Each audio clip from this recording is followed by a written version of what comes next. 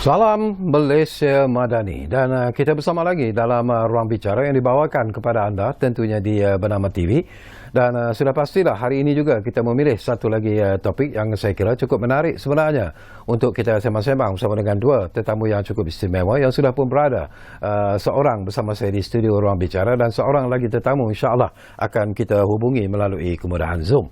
Dan topik yang menjadi pilihan kita di ruang bicara hari ini ialah komunikasi digital memacu teknologi mensejahterakan rakyat. Dan kenapa kita memilih topik ini?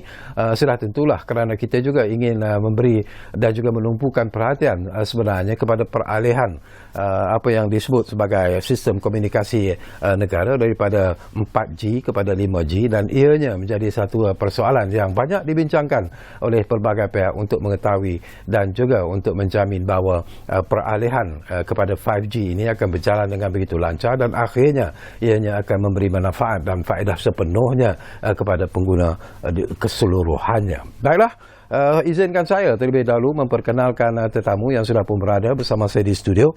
Kita ingin mengucapkan jutaan terima kasih dan juga selamat datang kepada saudara Adil Hidayat, pendakwah teknologi. Terima kasih.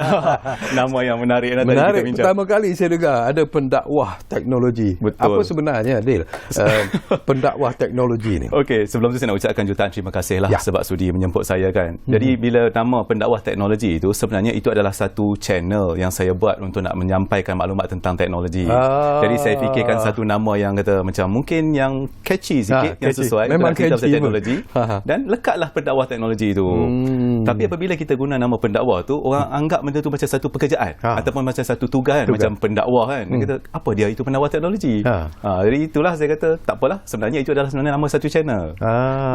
Pendakwah teknologi itu sendiri di jadi, sosial media. apa ni, Adil adalah pengasas sebenarnya kepada channel pendakwah teknologi. Betul. Okey. Baik, seorang lagi tetamu seperti yang saya katakan, kita akan hubungi melalui kemudahan Zoom. Jadi kita juga ingin mengucapkan jutaan terima kasih kepada yang berbahagia Datuk Wira Dr. Haji Rais Husin Haji Muhammad Arif yang merupakan Presiden dan juga Ketua Pegawai Eksekutif di Amir Research. Jadi Datuk, apa khabar? Alhamdulillah. Sihat tu ya? Ramadan makin meninggalkan kita dan Syawal menjelma tiba. Betul. Datuk dah buat persiapan untuk Hari Raya Aidilfitri? Persiapan menunggu isteri saya melahirkan anak yang kelima. Wow, jadi alhamdulillah, syukur. Mungkin ialah semuanya didoakan akan berjalan dengan lancar tu ya. Terima kasih Tok. Ya, okey. Baik, macam saya katakan, ini topik yang cukup penting dan menarik sebenarnya dan saya tahu orang yang paling dekat ialah Adil sendiri selain daripada Datuk Wira, Dr. Haji Rais. Jadi buat program ruang bicara kali ini saya juga sebenarnya ingin memberi ruang dan juga peluang lah kepada Adil Hidayat sendiri kalau ingin bertanya apa saja kepada Datuk Wira Dr. Rais Husin ini, silakanlah kerana sekurang-kurang itu menarik. Banyak yang ingin ditanya kepada Datuk Wira. Betul. Okey, kita mulakan dulu pandangan Datuk Wira Dr. Haji Rais Husin lah berkaitan dengan peralihan kepada 5G ini. Ini bukan satu perkara baru kalau kita lihat kepada negara-negara lain di rantau ASEAN ini sendiri di seluruh dunia itu memang mungkin sudah lama sebenarnya mereka beralih kepada teknologi 5G ini. Tetapi pandangan Datuk Wira sendiri, apakah kita dalam proses peralihan kepada 5G berada pada landasan yang tepat dan landasan yang mungkin akan memberikan manfaat kepada rakyat keseluruhan akhirnya? Datuk. Teknologinya ialah 5G ini adalah merupakan satu teknologi yang akan menambah baik kebolehan negara, kebolehan syarikat-syarikat dan kebolehan individu dalam mentadbir urus dan juga menjana kegiatan ekonomi di Malaysia. Tetapi kita harus melihat 5G daripada segi pragmatiknya dan fokusnya. Kita tahu 5G ini bukannya untuk consumer market. Dia lebih kepada industrial, lebih kepada syarikat-syarikat yang besar yang menggunakan pakai teknologi. 4G pun cukup untuk yang lainnya. Kalau kita lihat kepada cara 5G telah diwar-warkan di Malaysia. Mereka war-warkan ini sebagai solusi for all the problems of the world. Tidak. Baru ni saya di Barcelona di Spanyol, di mana kita ada GSMA organize a very mobile world congress. Dalam tu ada satu discussion item, is 5G for all? Adakah 5G ini untuk kesemua? Dalam rumusan selepas perbincangan yang cukup mendalam daripada pakar-pakar dari seluruh dunia, kita dapati bahawa 5G ini adalah bukan untuk semua. 5G ini lebih kepada as I said, macam di Korea, di Scandinavian country, dan hatta negara yang dekat dengan kita di Singapura pun menggunakan lebih kepada industrial dan syarikat-syarikat yang menggunakan pakai IoT, Internet of Things, dalam perniagaan mereka. Jadi kita perlu lihat apakah dia importance. Kalau kita I'm sure pendakwah teknologi ada di situ, pendakwah yang akan menggunakan hikmah dan wamauza seperti disebut dalam Quran, untuk mengutarakan perkara-perkara yang perlu dan perkara-perkara yang kita mesti ada. Kalau dulu kita lihat kepada 5G, pelopor 5G di Malaysia banyak mengatakan dia akan mengatasi digital divide dan kita kena perlu bawa 5G ke kampung-kampung. Tapi itu adalah tidak betul, tidak tepat. Sebab di kampung-kampung ni kita pakai 4G pun lebih daripada memadai, because high speed internet, semua tu boleh dipakai. Even dalam bandar-bandar pun 4G lebih dipakai daripada 5G. Kalau kita lihat kepada manfaat dan sebagainya, 5G memang ada, tapi siapa yang boleh manfaatkan? Saya tak kata 5G ni tak penting. 5G ni penting. Tetapi cara kita melaksanakan 5G, itu bawa kepada topik yang kedua tu, single wholesale network ataupun monopoli bandwidth ataupun monopoli provider, ataupun kita menggunakan multiple wholesale network seperti yang telah digunakan pakai lebih daripada 157 negara dan teritori di seluruh dunia. Multiple wholesale network itu adalah model yang sukses, yang berjaya. Single wholesale network, yang saya pun sampai sekarang ni saya pun kurang pasti mengapa jalan itu diambil, adalah model yang gagal seluruh dunia. So in short, 5G itu bagus, manfaatnya banyak, dia ada targeted customer dia, bukan semua retail dengan consumer, tapi lebih kepada industrial. Tetapi kita mesti menggunakan cara yang betul dalam melaksanakan 5G di Malaysia. Okey, baik, menarik Datuk Wira. Kita akan sambung lagi sebentar saja lagi, kerana saya juga nak dapatkan pandangan daripada tetamu kita yang berada di studio, iaitu Adil Hidayat. Tapi sebelum itu saya ingatkan kepada anda yang mungkin berpeluang bersama kami di ruang bicara ini, anda juga sebenarnya kami memberi peluang dan juga ruang untuk berkongsi pandangan dan juga pendapat berkaitan dengan topik yang menjadi perbincangan kita di ruang bicara hari ini. Jadi seperti biasalah, dua talian jangan lupa kami sediakan kepada anda di 0326979767 dan juga 0326979768. Baik, Adil, macam Datuk Wira, Dr. Haji Rais tadi sebutlah, kita ada pendakwah teknologi bersama kita di studio hari ini. Saya tertarik hati dengan apa yang disebut oleh Datuk Wira sebentar tadi, iaitu tentang perkara-perkara yang perlu dan juga ialah perkara-perkara yang perlu ada sebenarnya, yang sebelum pelaksanaan 5G itu dilaksanakan sepenuhnya. Tetapi pandangan peribadi Adil sendiri, apakah kita sebenarnya berada di lantasan yang betul, ataupun ada lagi perkara-perkara yang perlu dilihat dalam usaha untuk meleceh dan melancarkan lagi pelaksanaan 5G di negara kita? Ini sebenarnya satu soalan yang menarik dan juga satu soalan yang agak berat kan. Kalau kita tengok input daripada Datuk Wira tadi kan, macam ini benda yang agak panas untuk dibincangkan. Okey, tapi ada beberapa komen pada sana yang mana saya memang bersetuju. Macam kalau kita lihat sekarang ni kan, cara 5G itu diceritakanlah kepada rakyat Malaysia ni, di mana kita nampak seolah-olah macam 5G itu adalah penyelesaian pada semua masalah. Contoh yang paling mudah lah, kalau kita lihat dulu kan, terutamanya masa PKP dan sebagainya, antara isu yang paling besar adalah masalah sambungan internet kan. Jadi pada waktu tu salah satu penyelesaian tu adalah pengenalan teknologi 5G itu sendiri. Malah saya pun pernah ceritakan juga kepada pihak-pihak yang bertanya kepada saya. Contohnya ini kalau kita nak cakap tentang katakanlah isu liputan dari segi fiber kan, maksudnya jalur lebar tetap kan. Jadi kalau kita tahu seperti mana yang kita lihat, jalur lebar tetap ni boleh memberikan sambungan internet yang laju. Contohnya sampai beberapa ratus megabit per second, sampailah gigabit per second dan sebagainya. Jadi mereka dia tanya kepada saya, dia kata, Tuan Adil, dia kata, bagaimanakah saya nak merasai internet yang laju sebegini sekiranya dekat kawasan saya ni tidak ada liputan tu.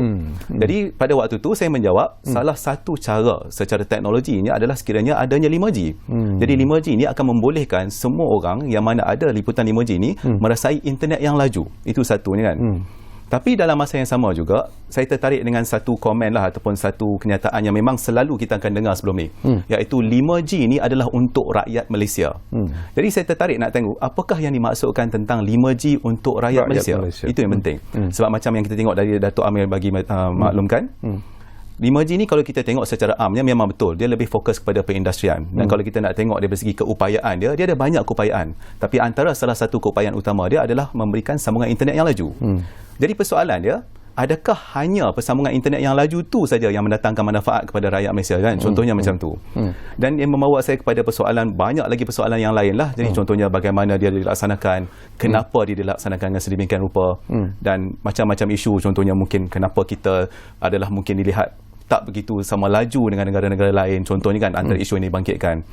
Dan macam saya nampak juga sekarang ni, sekiranya dia kata 5G itu adalah untuk rakyat Malaysia, maka kenapa saya lihat ada beberapa macam contohnya maklum balas daripada pengguna itu sendiri. Saya tanyalah dekat kata platform pendakwah teknologi kan, tolong berikan komen ikhlas. Antara komen ikhlas yang diberikan adalah dia kata 5G ni susah untuk diperolehi, itu satu. Dari segi maksudnya mungkin susah untuk dia daftar, ataupun pelan yang digunakan sekarang tidak ada servis 5G dan sebagainya.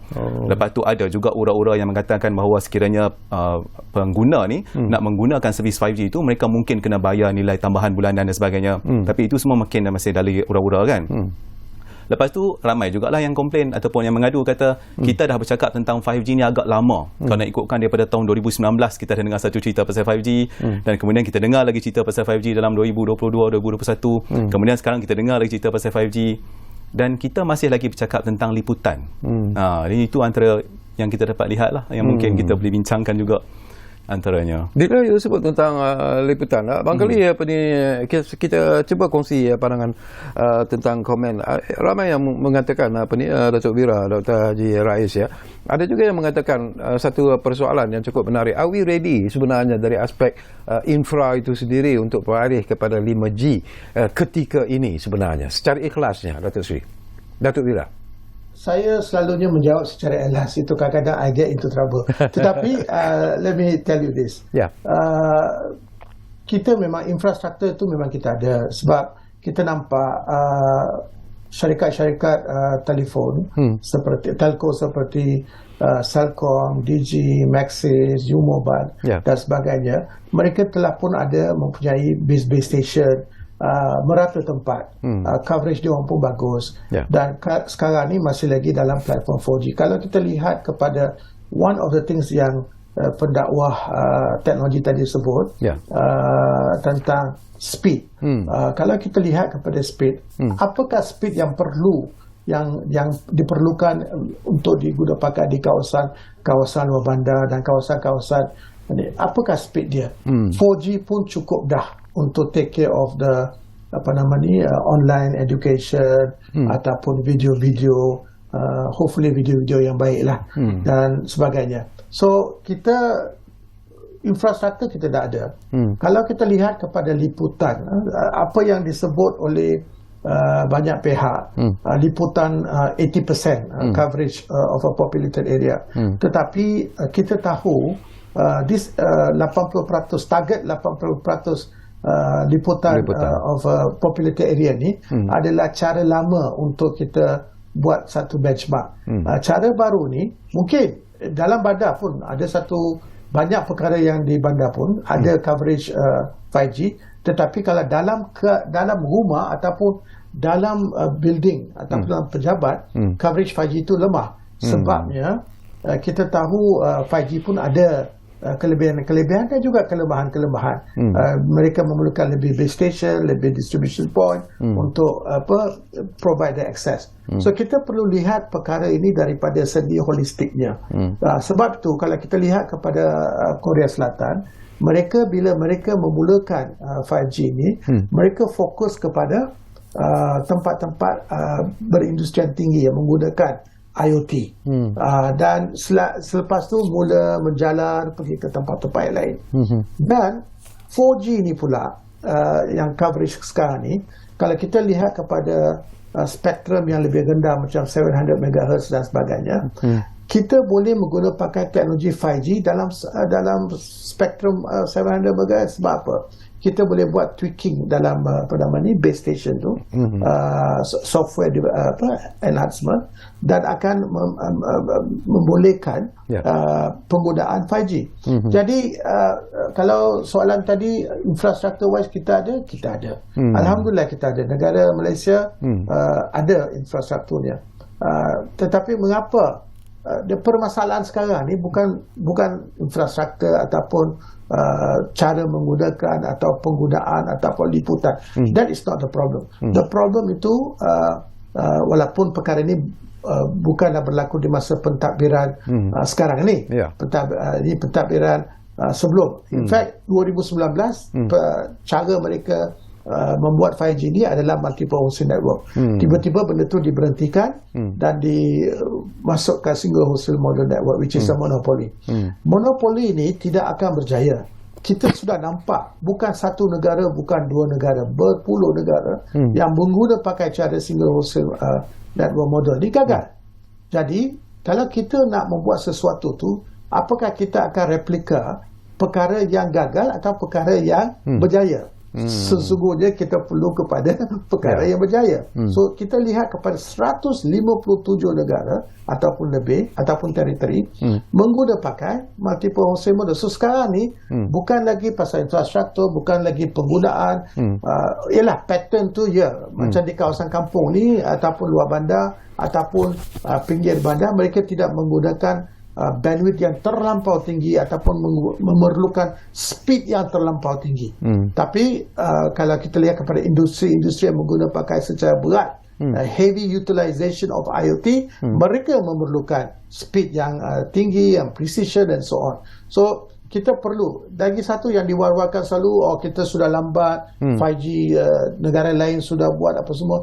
Semasa di Barcelona saya nampak daripada pakar-pakar sendiri dan juga kajian Amerika pun, 5G ini bukannya critical immediately. Tidak, selalu saya sebut 5G ni is good to have, insyaAllah we need to have, tapi bukan critical. So salah satu cara mereka-mereka yang champion yang single wholesale model ni ataupun cuba memberikan situasi bahawa kalau tak ada 5G, GDP kita habis. Kalau tak ada 5G, bagi pendapat saya, itu adalah tidak benar. In fact, banyak negara yang sudah pun menggunakan 5G.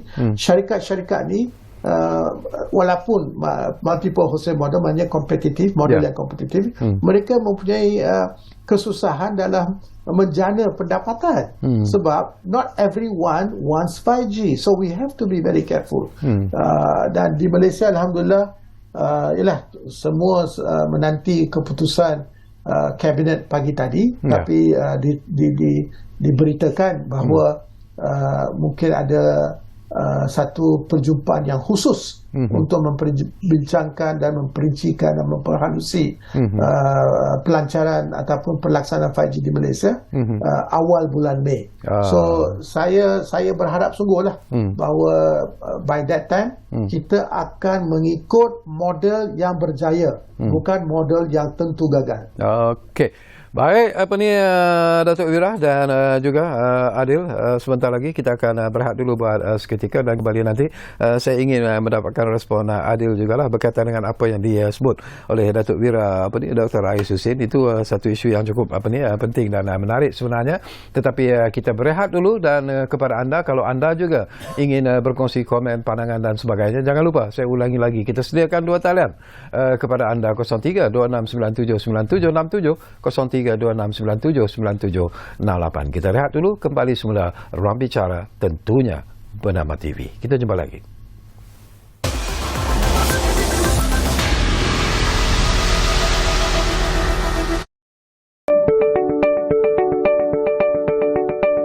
Semalam pulang dari negara China. Alhamdulillah, satu kejayaan luar biasa bagi negara. Tetapi saya tekankan di akhir itu, ya, kerana apa? Kerana pasukan rakan-rakan menteri yang bertukus lumus sebelumnya dengan jabatan-jabatan pegawai, bukan saja Matrid, Maida, tetapi seluruh jabatan. Dia memberi keyakinan baru bila kita politik itu stabil. Dia memberi keyakinan baru bila ease of doing business itu jelas. Dia menambah keyakinan pelabur bila kita berikan ketetapan jelas bahawa harus ada kaedah baru yang lebih cekap, yang lebih bersih. Kita tak boleh nafikan masih ada. Saya pun masih dengar kadang-kadang dikata orang minta komisen dari pejabat saya, pejabat menteri, pejabat pegawai. Ini kerana budaya lama itu nak mau dibersihkan itu mengambil masa.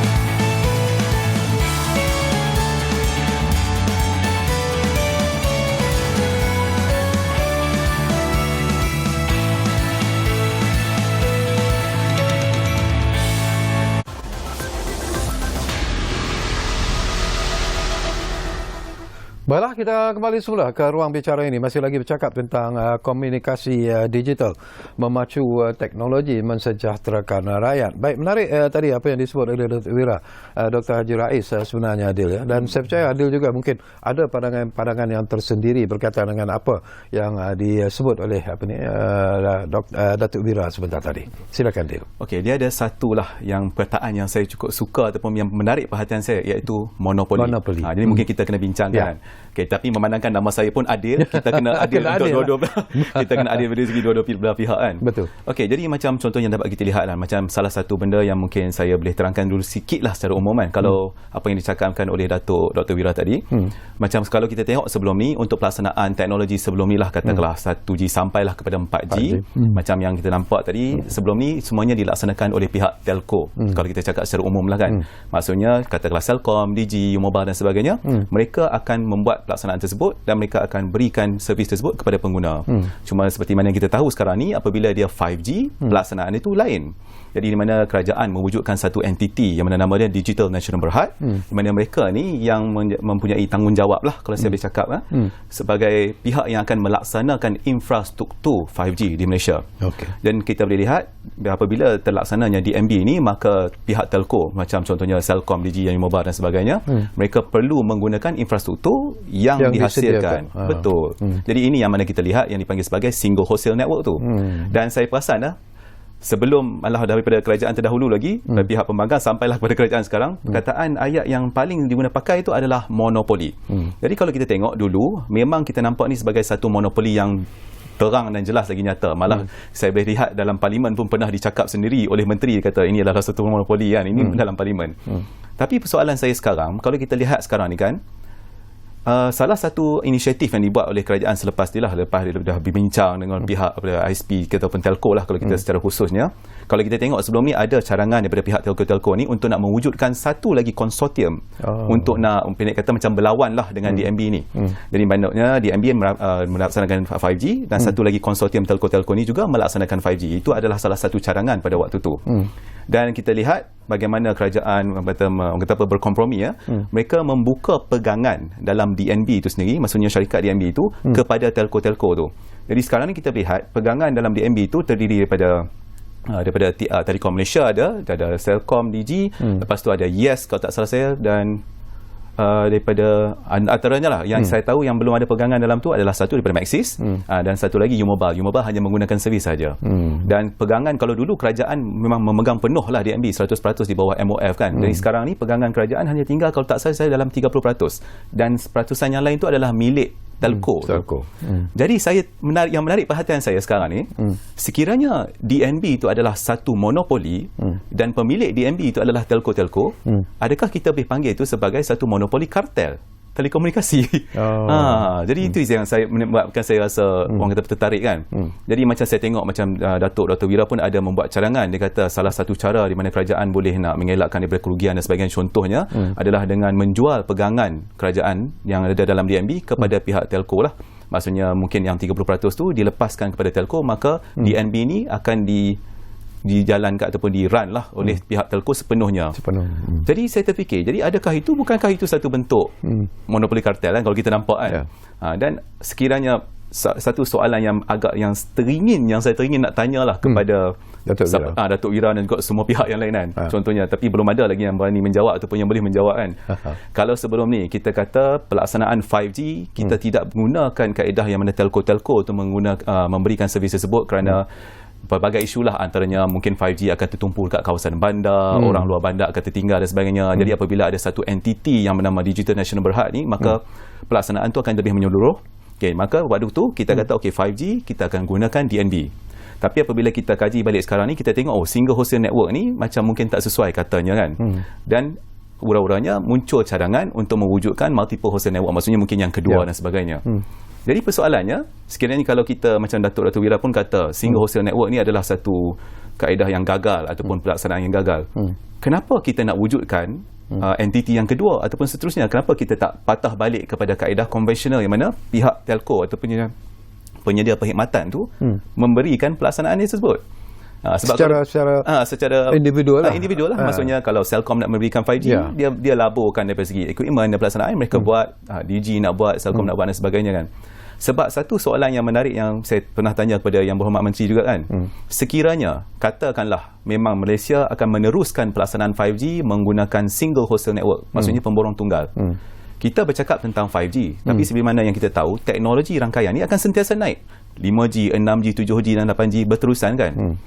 Jadi kalau kita tengok model sekarang ni, di mana hanya DNB itu sendiri yang memberikan infrastruktur 5G, apa akan berlaku seterusnya apabila datangnya teknologi 6G dan sebagainya? Pihak-pihak telco tak akan nampak kegunaan untuk nak invest membeli equipment dan sebagainya, sebab dia kata kita tak boleh nak guna, kita kena gunakan servis, contohnya macam tu. Jadi bagaimana kita nak mengatasi benda-benda ini? Itu salah satu soalan yang bagaimana nak mengatasi masalah ini? Apakah kita menghala tuju ke depan? Okey, kita lontarkan persoalan ini kepada yang berbahagia Datuk Wira Dr. Haji Rais untuk menjawab apa yang dibangkitkan oleh Adil. Silakan Datuk. Nombor satu, kita tahu single wholesale network ni adalah model gagal.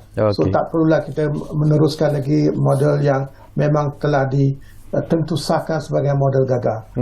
Keduanya, multiple wholesale network adalah ditentusakan sebagai model yang berjaya. Maka kita akan cuba pergi ikut that stream. Kalau kita lihat kepada tujuan asal awal di mana digembar-gemburkan sebagai DNB will take care of the digital divide apa semua. Sekarang kita dah prove beyond the shadow of doubt bahawa kita tak perlu 5G secara literally speaking di kawasan luar bandar dan sebagainya. Malah even di kawasan bandar pun bukan semua perlukan 5G. I think it has been overemphasized, oversold tentang speed, padahal speed yang 4G bagi pun cukup memadai. Ketiga, kalau kita lihat kepada dana yang ada pada MCMC, lebih kurang dalam 2019-2020 lebih kurang 10 bilion ringgit dalam USP Fund. USP Fund ni adalah fund yang diallocated diberi oleh semua telco-telco ni as a percentage of their revenue. Dan tujuan fund ni adalah untuk to narrow the digital divide di kawasan luar bandar dan sebagainya. So kita ada mekanisme tertentu dan I think projek jendela itu pun kita tak berapa clear.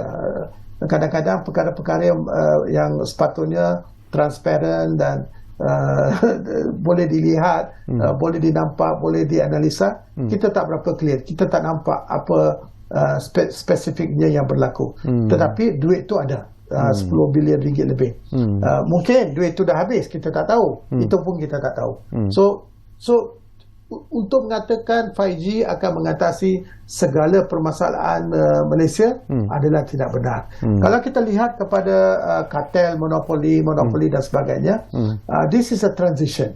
Sebab perkara ini telah pun berlaku di pentadbiran yang sebelum ini, single wholesale model network ni, maka kita memerlukan satu proses transisi. Transisi yang pertama ni adalah di mana equity ini akan di share dengan mempunyai equal rights, konsisten dengan Company Act. Apa yang faedahnya kepada kerajaan? Kita mesti lihat apakah benefit. First, untuk industri, bila kita buka untuk competition, maka stok-stok di dalam KLSE yang telco ni pun akan jadi excited. Dia akan mula diperdagangkan, duit inflow akan masuk, pekerjaan akan diwujudkan dan sebagainya. Monopoly is not going to excite anyone. Competition will excite people. Keduanya, soalan yang banyak ditanya adalah bagaimana dengan duit yang telah diguna pakai oleh kerajaan, duit rakyat ni untuk DNB. Senang saja. Sebab tu saya kata solusinya mudah. Tinggal lagi nak tidak buat benda yang mudah, benda yang boleh dibuat. Duit ni akan diambil balik. It's a recovery, complete recovery daripada telco-telco yang mengambil equity melalui pembayaran. Dan telco-telco ni adalah telco yang berpengalaman, yang tahu tentang daripada hatta 1G ataupun before 1G sampai sekarang. Kita tahu mereka mempunyai cara-cara evaluation dan sebagainya. Jadi duit tu akan dikembalikan. Apa-apa duit yang dibelanjakan oleh DNB akan kerajaan untuk DNB akan dikembalikan oleh telco. Daripada rentetan daripada itu, kerajaan juga akan tidak lagi perlu burden of 5G punya deployment apa semua tu. Dia akan diambil oleh telco. Dan kalau kita kata kalau telco ambil, dia mungkin tidak akan pergi ke luar bandar dan sebagainya, we have that USP fund, 10 bilion ringgit. Apa berlaku kepada duit 10 bilion ringgit itu? Satu. Keduanya, kita melalui MCMC, kan MCMC itu regulator kan? Regulator ni boleh bagi stringent kriteria yang perlu direalisasikan oleh telco-telco ni dalam 5G deployment. Kalau tidak, fine, tarik balik dia punya spektrum, macam tu. So, dan yang pentingnya saya sebut lagi sekali, kalau kita lihat kepada GSMA, ini adalah pertubuhan yang takes care of all the mobile services in the world, dunia, di Barcelona bawah ni, disebutkan coverage of populated area. Itu pun, COPA ni pun tak define secara terang-terang di Malaysia. Dia kata coverage of populated area. What does that mean in terms of square kilometer? Bagaimana coverage dalam bangunan? It is not clear. So, tetapi according to GSMA, COPA ini bukanlah indikasi yang ataupun kriteria yang paling afdal dalam menentukan ataupun menentusahkan bahawa deployment 5G ataupun pelaksanaan 5G ini bagus. So, I can continue kebolehupayaan telco-telco yang sudah berlama dalam industri telekom. Adakah mereka tidak mempunyai kebolehan kalau compare to DNB? Kita kena fikir kan. Dan ingat, semua syarikat-syarikat ini mempunyai customer-customer dia. Dia punya apa nama ni? Pelanggan-pelanggan dia. Dan pelanggan-pelanggan dia, mereka tahu tentang cara penggunaan traffic, demografik dan sebagainya. Dan mereka mempunyai all the back-end support, customer service, itu semua. What does that mean? Economics of scale-nya adalah lebih baik mereka buat ni. Dan kalau orang kata duplication of network apa semua tu, that is not the problem of the kerajaan. That is the problem of the competition, kan.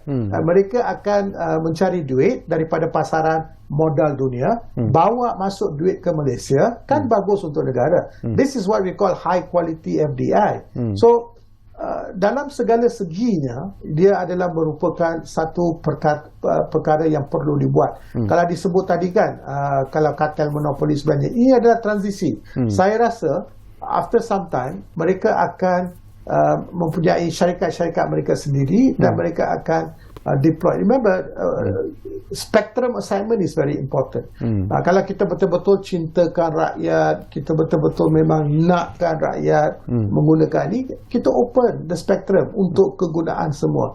Jangan kita jual ataupun apa tu over the limit, kan. So kalau kita lihat daripada segala seginya, manfaat kepada kerajaan, manfaat kepada rakyat, manfaat kepada industri, manfaat kepada ekonomi, semua ada. Dia akan membebaskan kerajaan daripada komitmen dan beban pembiayaan. All this is very important. Dan ingat, bila kita syarikat-syarikat tu competition, kan, dia ada syarikat sendiri, dia akan mempunyai keuntungan, dan lepas tu taxation ada. Keuntungan cukai ni pula adalah 100%. Maknanya cukai ni boleh kita, kerajaan akan dapat kutip cukai daripada semua syarikat on the 100% level, bukan on the 65% level. So dan juga ini akan mengatasi ada masalah-masalah lain lah, macam governance, integrity, kan.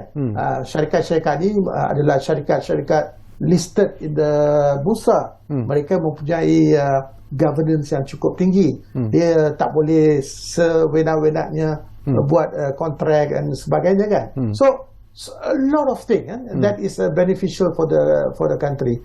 Dan saya sekali lagi saya nak sebut, kalau betul lah single wholesale model network ni begitu paling orang kata apa, baik dan afdal apa semua, mengapa ia menemui kegagalan dan semua negara yang guna pakai single wholesale network? Mengapa? Itu soalan yang perlu kita lihat secara adil, seperti kata adil tadi. Jadi itu penting. Bila apa ni Datuk sebut tentang adil, kita nak tanya adil jugalah dalam isu ini. Kalaulah tadi pun Adil memakitkan tentang perkara monopoli itu sendiri, dan Datuk Wira pun menyentuh tentang isu yang sama. Tetapi saya nak pergi jauh sedikit daripada apa yang kita lihat dan kita jangkakan. Dari segi pengguna sendiri, kalaulah sistem monopoli ini dilaksanakan, apakah pengguna juga akan mengalami satu situasi yang mungkin tidak menggembirakan sebenarnya, ataupun apa lagi cabarannya akan timbul kalau pelaksanaan ini dilakukan?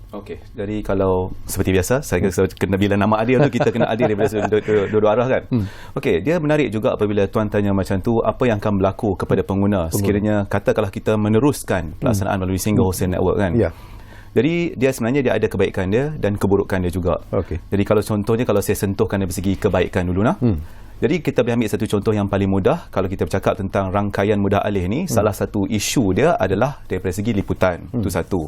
Dan seperti mana yang kita tahu, apabila kita bercakap tentang perniagaan, terutamanya perniagaan yang melibatkan telco dan sebagainya, sudah semestinya mereka akan cuba untuk nak membuat investment ataupun coverage apa saja rangkaian tu pada tempat-tempat yang memberikan keuntungan. Dan ini adalah bisnes yang biasa, kan. Jadi terutamanya mungkin kita dapat lihat pelaksanaan di bandar dan sebagainya, mana mungkin ada pengguna atau permintaan yang tinggi. Jadi kita akan nampak pada kawasan-kawasan yang lain tu mungkin kawasan tu tak ada coverage dan sebagainya, ataupun mungkin liputan 4G ke 5G tidak ada, contohnya, kan.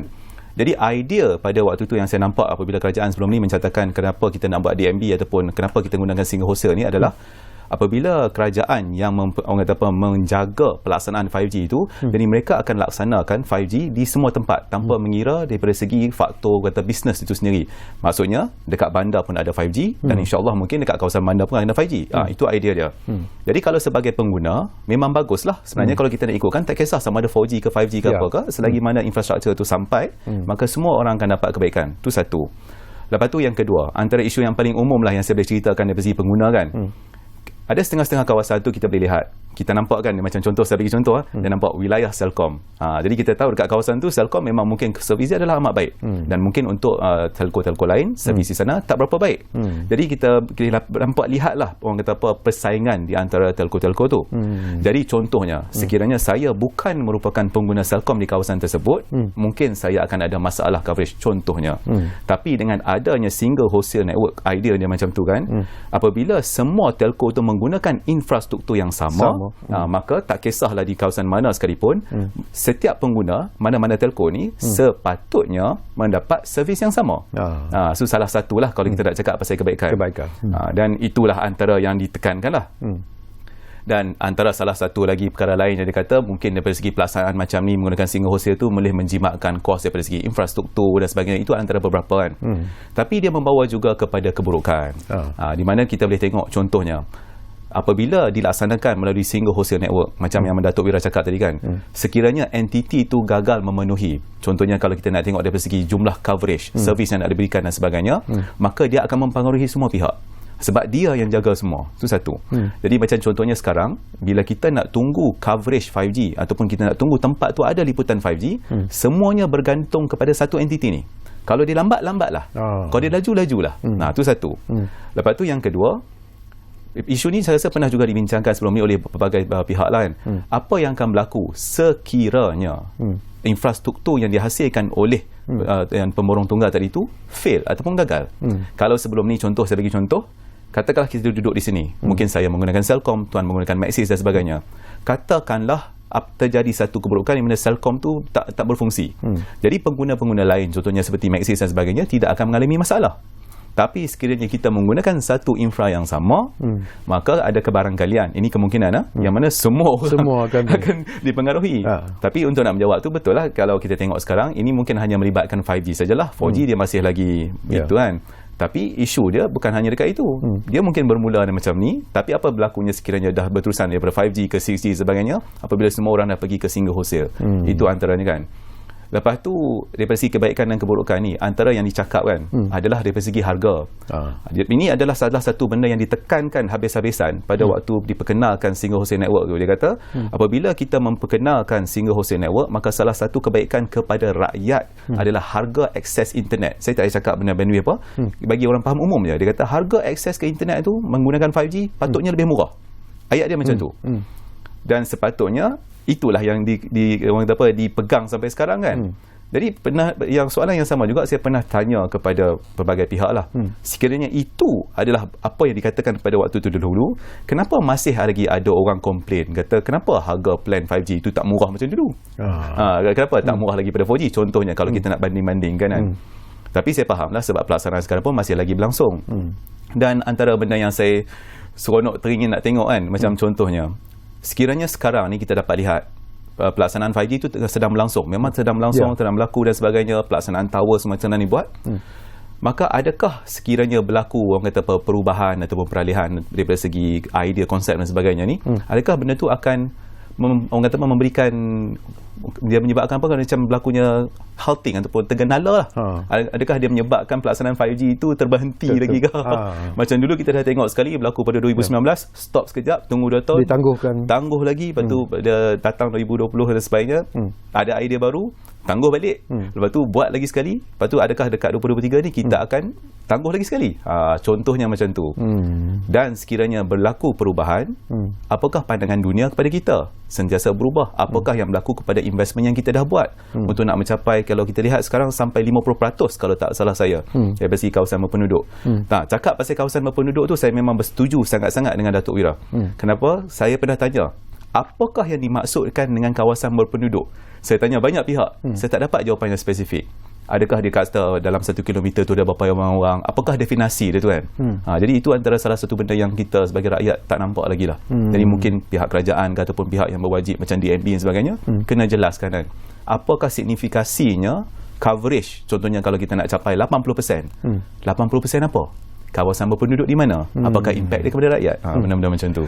Okey, mungkin soalan ini kita tanya balik, dapatkan jawapan daripada Datuk Wira, Dr. Haji Rais, daripada apa yang disebut oleh rakan kita Adil di studio ni. Datuk Wira, Nama saya Rais, tetapi masih adil dalam perbincangan saya.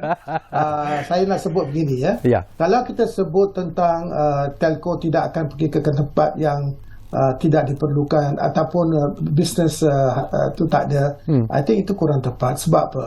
Kalau kita lihat kepada 3G, 4G dan sebagainya, coverage mobile ni ada pada hampir ke semua tempat, dan telco ni ada mempunyai apa disebut sebagai domestic roaming. Maknanya dia roam on each other's network, maknanya network sharing. Kalau kita, salah satu perkara yang telah tidak diwar-warkan adalah telco ni pakai tower yang sama, base station yang sama, dan juga kadang-kadang network. Kalau kita cuba ambil contoh internet kita ada Unify yang Telekom Malaysia lah yang bawa bagi Unify Services, tapi kita ada Maxis dan TM Time Net, apa semua tu pun menggunakan pakai infrastruktur. So I think that is not an issue. Dan keduanya, kalau kita lihat kepada balik kepada USP Fund, apakah objektif utama USP Fund yang sepatutnya kita ada lebih kurang 10 bilion ringgit? Saya tak tahulah ada lagi ke, dah habis ke. Katanya ada juga yang digunakan pakai untuk jendela dan sebagainya. Itu adalah as an element of cross subsidy untuk membawa connection ni kepada kawasan-kawasan luar bandar. Jadi I do not think that is the problem. In terms of cost, yang selalu diwar-warkan oleh DNB itu adalah 12 sen, 13 sen per megabyte ataupun per kilobyte, whatever byte lah. Tapi cost tu hanyalah daripada ke telco. Tapi daripada telco ke consumer tu banyak lagi cost. Ada network cost, ada customer service cost, ada marketing cost. Sebab tu bundle tu mahal. So DNB ini adalah hanya satu layer yang diletak sebelum sampai ke customer. So why do you do that? Tak perlu. Sebab tu single wholesale network ni financially pun is not viable. Sekarang ni pun kalau kita minta continue dengan single wholesale network, percayalah pada saya, dia akan menemui kegagalan. Sebab kalau kita ikut penyelidikan kita, data sains dan economics mengatakan bahawa ini akan gagal. So bila dah sebut gagal, apa lagi kita nak buat? Dan yang akhirnya, adakah ini akan halt the deployment ataupun berhenti sekejap the deployment? Tidak. Sebab apa? Apa yang dicadangkan, I think kementerian pun dah meneliti apa yang dicadangkan oleh expert beliau, expert yang berhormat menteri dan juga penasihat dia, dan juga telco yang dia banyak berbincang, bermeeting berpuluh kali. Dalam rangka apa yang saya tahulah, telco ni akan mengambil alih 100% DNB. Dan mereka akan continue dengan DNB with regards to deployment under fasa pertama. Sebab tu dia takkan kacau, walaupun saya tak setuju dengan COPA, sebab COPA is not the ultimate test of 5G. It is more than that. Tapi 80% tu boleh dicapai sebelum akhir tahun ni. Satu. Keduanya, ingat, there's nothing halting, it is still being deployed. Only that sekarang ni management, pengurusan DNB ni akan diambil alih oleh syarikat-syarikat telco yang memang mempunyai kepakaran dalam tu. Kalau today Syekawi minta saya jadi host, memang saya tak pandai. Sebab Syekawi is one of the best host I know in my lifetime. So macam tu, telco ni dia mempunyai kepakaran mereka. Kalau kita nak takut kepada mungkin coverage takkan begitu ni, MCMC ataupun kementerian melalui MCMC sebagai regulator boleh membuat kriteria-kriteria yang perlu di achieve oleh telco ni. Kalau tidak, kita tarik balik. So ataupun kita penalti yang tinggi, jangan bagi RM20,000, 20 juta ringgit misal katalah. So what I'm trying to say is that there's always a solution. Dan solution ni kita sudah nampak di 157 negara. Apa lagi kita nak? Orang selalu suka tanya kan, apa lagi kita nak kan? Saya pun tanya, apa lagi kita nak? Kita sudah ada model yang memang successful. Dia tidak akan delay the deployment sebab telco-telco yang kredibel lah. Bukan semua telco yang akan ambil alih DNB pun. Telco-telco yang kredibel mempunyai dana yang cukup dan mempunyai kebolehan untuk raise capital in the capital market. Dan ini akan excite the KLSC, excite the foreign direct investment with high value, akan also solve the problem brain drain. Kan banyak engineer kita semua dah lari keluar negara. Ini akan membawa balik mereka ni. So kita melihat perkara ini secara holistik. Jangan kita terperangkap dengan naratif-naratif yang cukup kuno yang telah diwar-warkan sebelum ni. Sebab tu saya sebagai mungkin bukan pendakwa lah, saya mungkin penjihad teknologi yang cukup. Memang daripada dulu kami menulis tentang 5G ni, bukan sekarang, bukan semalam, daripada 2019 kami menulis. Masa itu lagi garang. Sekarang secara girang. Sebab apa girang? Sebab kita nampak ada satu cahaya di hujung terowong yang cukup panjang. Tapi insyaAllah saya nampak cahaya tu. Malaysia kita tidak boleh gagal lagi. Malaysia kita tidak boleh mengambil jalan yang gagal untuk mencari cara yang terbaik untuk gagal. Kita mesti cari yang terbaik untuk berjaya. Betul. Kita ada. Why do we need to reinvent the wheel? Kita ada. Saya mintalah kalau Adil yang cukup adil, yang saksama ni free, bolehlah baca-baca tentang apa yang berlaku. GSMA tu quite independent, MA Research pun quite independent. We are very independent. Siapa-siapa Perdana Menteri, siapa-siapa menteri, kita hanya menulis tentang apa yang benda yang benar. Dan dari segi data, sains, ekonomi dan teknologi, kalau kita nak mewujudkan satu masyarakat yang sangat bersepadu dengan teknologi, yang ditadbir oleh prinsip dan amalan eco-environmental, ekonomi dan environment, yang inklusif dan adil. Seperti nama adil tu, kita perlu buat perkara yang betul, perkara yang berjaya, model yang berjaya. Jangan kita menggunakan model yang gagal, yang tentu gagal, yang telah ditentu sahkan gagal. Okey. Baik, terima kasih kepada Datuk Wira, Dr. Haji Rais. Masa semakin suntuk. Semua tinggal 3 minit saja lagi. Jadi daripada penjihad saya pergi kepada pendakwa. Saya dah kalah. Datuk Wira cakap macam tu, saya dah kalah. Kita ada di penghujung. Kita ada di penghujung sebenarnya. Harapan Adil sendirilah macam apa ni, Datuk Wira, Dr. Haji Rais tadi menyebut bahawa kabinet juga masih lagi sebenarnya sedang meneliti berkaitan dengan isu dan juga pelaksanaan 5G ini supaya ianya merupakan sesuatu yang adil kepada semua pihak. Jadi apakah dengan apa yang disebut oleh Datuk Wira, dengan apa yang disebut oleh Adil, apa yang Adil harapkan sebenarnya reaksi dan juga respon daripada kerajaan sendiri? Sebenarnya kan kalau dicakap macam tu, saya punya harapannya adalah satu, macam apa yang dimaklumkan oleh Datuk Wira tadi, macam antara tu benda yang menarik lah, di mana dia kata kerajaan mungkin mencadangkan pihak telco untuk mengambil alih keseluruhan DNB. Maka tak kisahlah apa sekalipun hala tuju yang nak diberikan oleh kerajaan, harapan saya hanyalah satu, di mana setiap apa yang dibuat tu mendatangkan faedah kepada rakyat.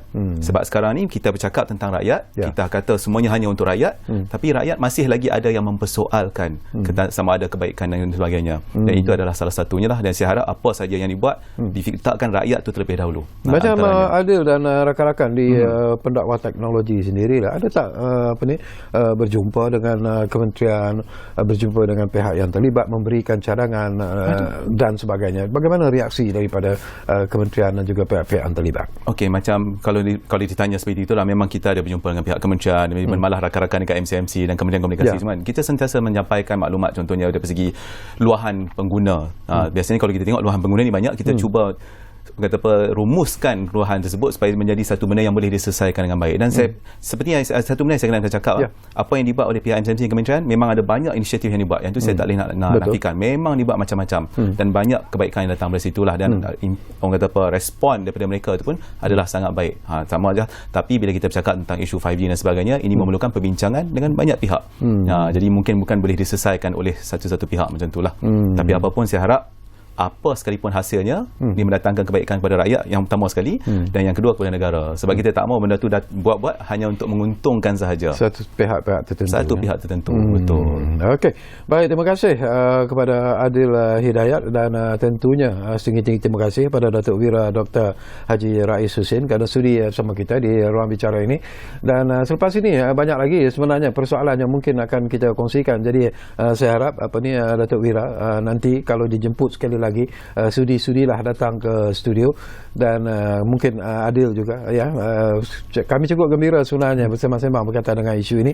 Jadi tentunya lah kita mengharapkan semua pihak yang terlibat dalam melaksanakan program 5G ini akan mendengar, meneliti semula apa yang disebut oleh Datuk Wira, apa yang disebut oleh Adil, dan akhirnya membuat satu keputusan yang akhirnya akan menguntungkan rakyat dan juga negara secara keseluruhannya. Terima kasih kepada anda yang menumpukan perhatian bersama kami di ruang bicara ini, dan jangan lupa, mungkin ini sebelum bercuti hari raya ini mungkinlah kali sebelum saya berehat, saya ingin juga mengambil kesempatan ini untuk mengucapkan selamat Hari Raya Aidilfitri sebenarnya kepada semua rakyat Malaysia, terutamanya kepada mereka yang memberi sokongan kepada kami di Bernama TV. Dan sehingga kita jumpa lagi, jangan lupa ruang bicara macam selalu saya sebut akan terus berbicara bersama anda dari masa ke semasa. Kita jumpa lagi. Assalamualaikum.